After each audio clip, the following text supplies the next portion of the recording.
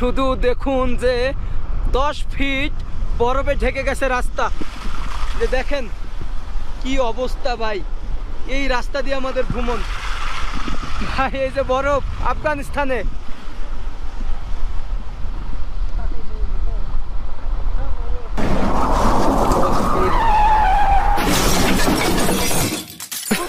গাড়ি অ্যাক্সিডেন্ট হয়ে গেছে গাইজ।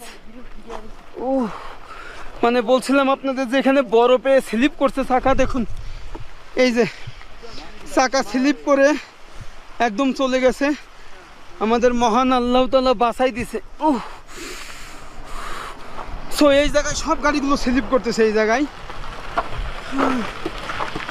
তো যাই হোক, আমাদের কোনো রকমের ক্ষতি হয়নি। আমার একটু হাঁটুতে লাগছে শুধু। এই যে দেখুন, জাস্ট এই প্লারটার জন্য আমরা বেঁচে গেছি। এই যে প্লারটা আমাদেরকে বাঁচাই দিছে।